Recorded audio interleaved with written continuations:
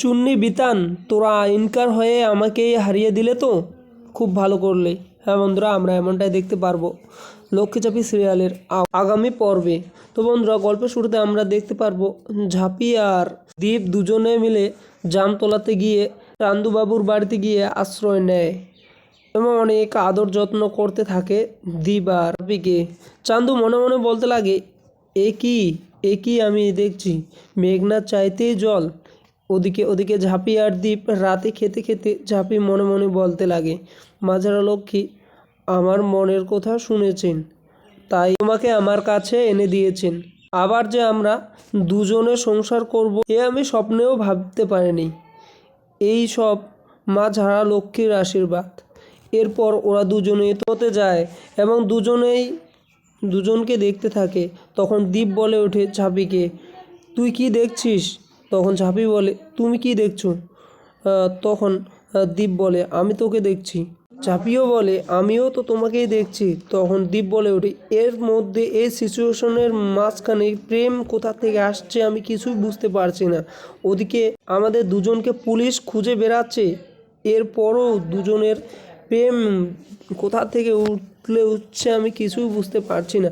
তুই একটু থাম ঝাঁপি। এরপর দুজনের মধ্যে খুব ঝগড়া হয়। দীপ বলে, আমি তোমার সাথে শুব না। তখন ঝাঁপি বলে, এই শোনো, তোমার এই ফালতু জেদ কিন্তু আমার একদমই ভালো লাগছে না।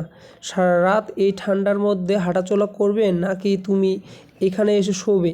এরপর ঝাঁপির কথা রাগ দেখেই দীপ ভয় পেয়ে বিছানায় গিয়ে বসে থাকে আর বলে ওঠে, আমি তো বলছিলাম যে আমি তোমার পাশে শোবো না।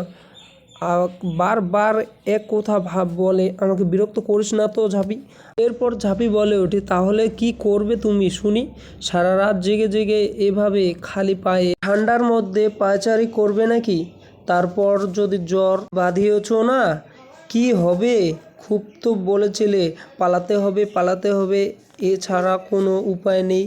তুমি যদি বিছানায় পড়ো, কে সামলাবে শুনি? এরপর দুজনেই শুয়ে পড়ে। এদিকে চান্দু মদ গিলতে মনে মনে বলতে লাগে, ব্ল্যাকমেলের কথা ভেবে তো ওদের আমি থাকতে দিলাম, কিন্তু ওই ঝাঁপি সরকারের কাছে টাকা বের করা এত সহজ কথা নয়। এরপরে যদি আমাকেই কোনো একটা কেসে ফাঁসিয়ে দেয়।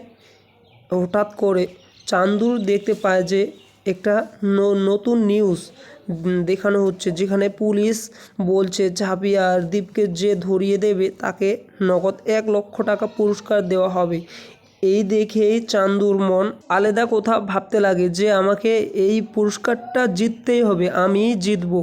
আর আমার কাছে যেহেতু সব কিছু আছে, সেই তালার চাবিটুকু আমার কাছে আছে, তো আমি এক্ষুনি ওই পুরস্কারটা আদায় করবই।